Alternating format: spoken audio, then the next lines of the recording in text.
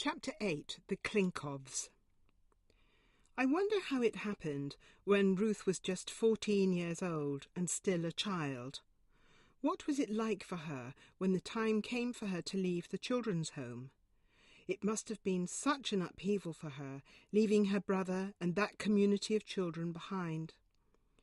By that time she was the oldest child there and had enjoyed helping to care for the little ones.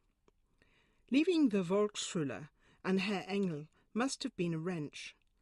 That wonderful teacher who had guided her through 8 years of schooling, opening her heart and mind to the joys of art, music, poetry and nature. How did she feel when it came to say goodbye to him, I wonder? Did she cry when she said goodbye to Hans, or was she too excited at the prospect of her new adventure? What was it like for him, being left behind at the children's home? Did she promise him a visit as often as she could? This was a time of great change for her, and she wrote down some of the memories of that time. When I was 14, I left this particular school, the Volksschule. There was my confirmation to go through, which scared me a little. The best thing about it was that I got a completely new dress, black with long sleeves, and the bodice was also embroidered in black silk. It smelled so lovely and new. Nobody had ever worn it before me. With this dress came also from well-wishers a pretty coat and combination French knickers and petticoat combined. The colour was a beautiful lilac with a deep cream lace on pants and petticoat.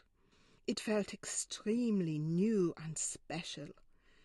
I was also given a wine-coloured new dress with a very modern black print in it, elasticated waist, white cotton collar, and black bow to tie up. Of course, all that led to me leaving the children's home and my brother. It, I think she meant the clothes, was probably the luckiest thing that happened to me in my life until then. I wonder how she met the Klinkows. Did they apply to the children's home for a Haustochter, a girl who does housework for her keep and lives as part of the family? Perhaps the children's home had contacts through the church, telling them by word of mouth that they had a bright young girl looking for a place to live and work. However it happened, there was a day when she took that journey away from Gruna for the first time. Maybe they sent her by herself with directions and the money for the fare. Or maybe someone took her to Trachau, a respectable district in the northwest of Dresden. Perhaps Frau Klinkows came to fetch her herself, to take her by Straßenbahn into the centre of Dresden, and then on to the number 3 from Postplatz out into the Wilde Mann, the closest stop to where she lived with her husband and 2 daughters. The Klinkows lived in a pretty little house at number 33 Neylanderstraße, on a hill overlooking the city. The house backed onto deep woods known as the Junge Heide, Young Heath. In those days it was a romantic spot, but later in those woods where Ruth walked as a child were laid the bodies of victims of the firestorm that destroyed Dresden at the end of the Second World War. We went there a couple of years ago, my sister and I, tracing places that figured in Ruth's past. We relived the visit we had together in 1969, when we walked through the pine trees that shaded the little wooden crosses marking those graves. In 1969, there was an encampment of Soviet troops in the woods, and it was no longer the unspoilt woodland of the 1920s. But how much worse it is now, with dirty lorries rumbling past on a new freeway, and the whole area degenerated into poverty. In 1927, when she first arrived there, she would have been charmed by that rural place. The wooden gate with Klinkows' name on the gatepost, the fruit trees and bushes, the neat house and orderly garden. She was given a bed up in the attic, and for her it was the most charming place imaginable, sleeping under the fragrant wooden eaves that still retained a memory of pine forests. The family kept their books up there, shelves of Russian classics translated into German, works by Goethe, Heinrich Heine and Schiller. Ruth would sit at the attic window overlooking the woods, reading and absorbing romantic literature to her heart's content. On summer evenings she sometimes heard strains of folk music coming from Der Wilde Mann, the Wild Man, an open-air cafe that was just out of sight, up the road from the house, and she longed to be old enough to join the people there, dancing or listening to the music over a coffee or beer. She was still a schoolgirl then, however, and it was the law that she should continue with part-time education. 3 days a week she went to the Berufsschule, high school. Apart from mathematics, which she found difficult, her reports were good. She was a talented student, especially at writing. Even without Herr Engel as her teacher, she always loved learning. When she was not at school, Frau Klinkows taught her how to become a good housewife. She told me that her duties included feeding the central heating boiler in the cellar with coal and carrying the ashes to the back of the garden. She had to polish the family shoes, lay the table for breakfast, make coffee, and heat the water for washing up. Although there was only a cold tap in the kitchen, the house had the modern luxury of a gas water heater for the shower in the bathroom. Then she had all the house cleaning to do and polishing the silver. Frau Klinkows was a woman of old-fashioned values and very formal. In all the years she lived there, Ruth always called them Herr and Frau Klinkows. A very religious woman, Frau Klinkows had once been a nun, but had left the order to marry Herr Klinkows. She was a woman of upright bearing and wore her long hair in a severe bun at the back of her head. Ruth told me once that she had never cut her hair. She would take it down and, after brushing it for a long time, would clean it with some kind of spirit, only washing it occasionally. However, she was a fastidious woman in all things and expected the highest standards from her little Haustochter. It was because of Frau Klinkows' training that Ruth was always so particular about how her ironing should be done, all the corners of the linen exactly aligned and neatly folded, much to the annoyance of her home helps in later life, who thought her very fussy. Herr Klinkows was a retired chief inspector of hospitals and a progressive husband, sharing in some of the household tasks that many men would have thought women's work, especially in the 1920s. Ruth was sometimes embarrassed when he helped to mangle washing before hanging it out on the line. He would name each item, but when he picked up a sanitary towel, he would cheerfully call out, "Sock," as he fed it through the mangle. And Ruth, in her innocence, really believed he thought that's what it was. Erika and Lilo were the Klinkows' 2 daughters. Ruth was always expected to address them as Fräulein Erika and Fräulein Lilo. They were tall, clever young women, and both were away at college training to become school teachers. Later in her career, Erika was to become the headmistress of a prestigious finishing school for girls in the Harz Mountains. When they came home at weekends or during college vacations, they taught Ruth to dance and to play the piano and acted as guides to her reading. Up to a point, they were like big sisters to her. But I remember her telling me that although all her practical needs were met, she always felt at the edge of things, included and yet not really part of the family, never quite belonging. I never felt poor, although I didn't have any money. Everything was catered for. I wasn't hungry. I was always dressed nicely. I could sew myself anything I liked, and Frau Klinkows bought me shoes in town, so I never felt poor in that way. But no one ever put their arms around me. No one ever gave me a cuddle or a hug. She would sit in her attic room, dreaming about one day finding her father and getting to know him. She felt that she needed to meet him to feel complete. but that was never to happen.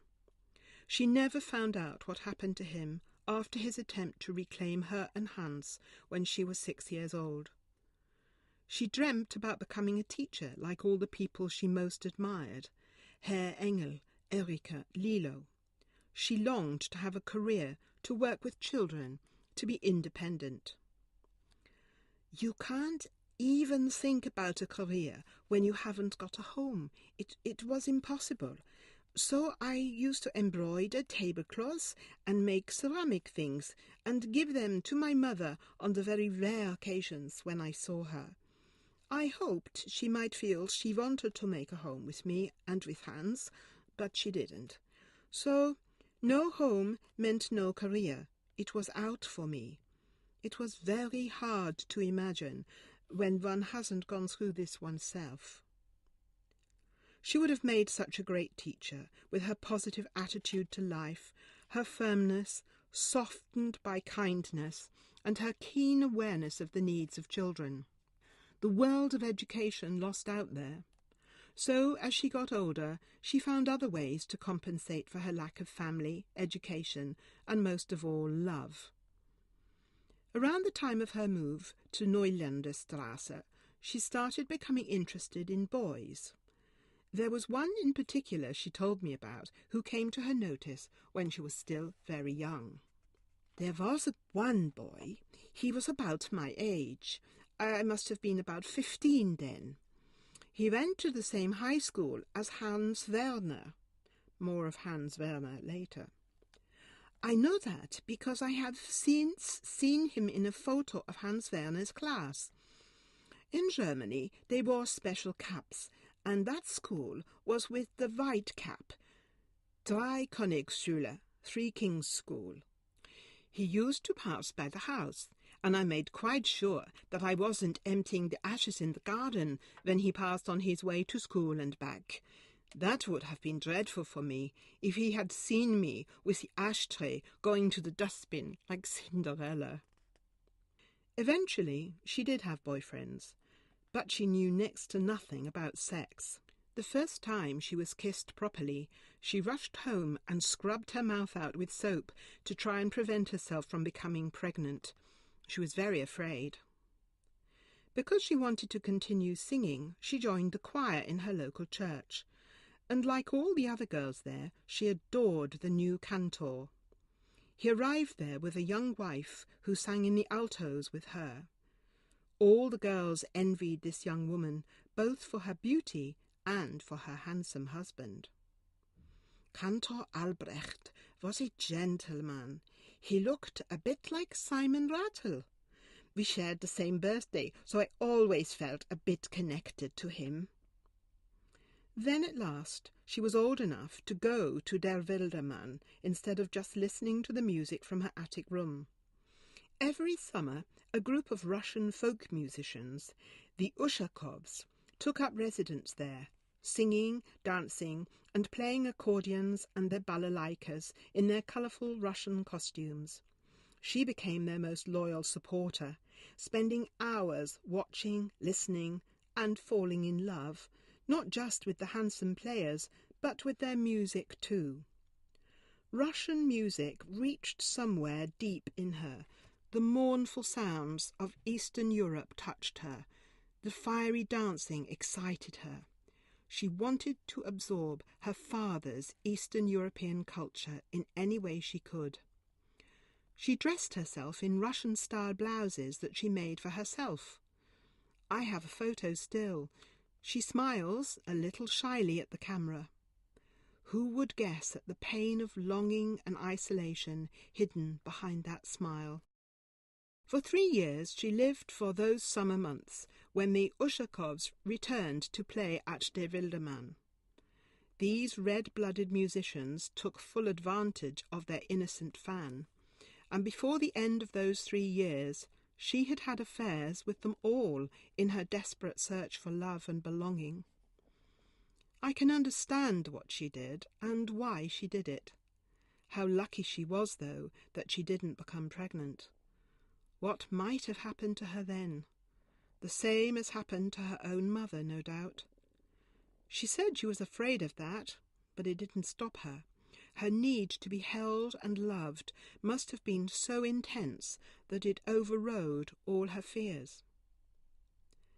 These are years about which I know little. Ruth's teenage years and early 20s, a time when she was still living with the Klinkows, dreaming the dreams that young girls dream. What dreams? I do know there were boyfriends. Apart from her passionate affairs with the Ushakovs, there were others. She seemed to have especially fond memories of Willi, a very sensitive young man. I'm looking at a photograph of them together, standing in a garden. Ruth was barely 5 foot tall, and on the photo Willi appears to be only a little taller. A small, dapper young man with sleeked dark hair neatly parted, a fashionable suit and a bow tie. She stands close to him, her arm linked with his. Her black hair is shoulder length and straight. She wears a mid-calf dark satin skirt and a black top with transparent sleeves. A 2-strand necklace, shiny stockings and shoes with a bar strap complete her outfit. She looks very young, and her face, slightly shy, reminds me of pictures I have of myself at around the same age. She's obviously dressed up for some special occasion. Perhaps it is their engagement photograph, for I know that for a short time they were engaged. When she announced that she was going to marry Willi, a mutual friend took her on one side and advised against it. "My dear Ruth, you can't possibly marry him. You know you can't." I can imagine how she would have held her head up proudly, even indignantly. "Why ever not? We are in love. He reads me poetry." And her well-meaning friend would have said kindly, "Yes, I know he's very romantic, Ruth, but you must realize he's a homosexual." She would have looked puzzled, being completely ignorant and knowing nothing about such things. "What's that? What's homosexual? What do you mean?" Her friend explained, and Ruth would, I suppose, have been very shocked by this new knowledge. "But he's so nice, and he says he loves me." "He is, and he does, my dear, but not the way a man should love his wife. He's a man who loves men. What he has with you, well, it's all just romance, nothing more. I'm so sorry, Ruth, but it would cause you no end of grief if you were to go through with this marriage. Don't, please don't get carried away with the excitement and romance of it all. It's just fantasy. He enjoys the intrigue, the romantic idyll, but he'd never be faithful to you." Ruth's face would have taken on a quiet, serious look as she considered her friend's words. Little things about him that had puzzled her would gradually make sense. She was so very upset, of course. He'd been the perfect suitor, the beau who read romantic poetry to her from soft leather-bound books, brought her flowers, danced the nights away under the stars, and watched the moon's reflection in the waters of the Elbe. He treated her like that princess in a fairy tale that she had always dreamt of being since she was a little girl. But now she actually thought about it, he never seemed to want to make love to her, always resisting, always saying, "Not yet, Liebling, darling. It's better if we wait until we're married." None of her previous boyfriends had had such perfect restraint. She had thought that this was part of his sweetness, his respect for her. Suddenly, all the little things that hadn't felt quite right became clear. She broke off the engagement. She was very fond of him, but I don't think she was heartbroken at the end of this affair. I believe she always remembered him with affection because she really enjoyed having a boyfriend who ticked all the right boxes for how she imagined a perfect romantic liaison should be. It seemed extraordinary from the perspective 21st century that she could have been so unbelievably naive. But those were more reticent times, when homosexuals were not generally spoken about, and certainly not innocent young girls from religious institutions. Times were changing. Hitler's new anti-Jewish laws were increasing in severity. It was probably becoming quite uncomfortable for the Klinkows to have a half-Jewish young woman living in their house. And yet, for a long time, nothing was done. I wonder sometimes if they dropped any hints that she should find another place. If any hints were dropped, she certainly didn't recognize them as such.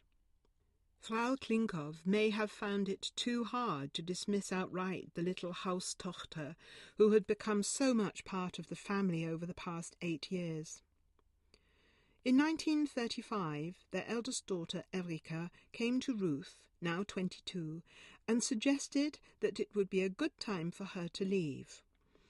She did it in such a way that she seemed to be doing it for Ruth's benefit rather than that of the family.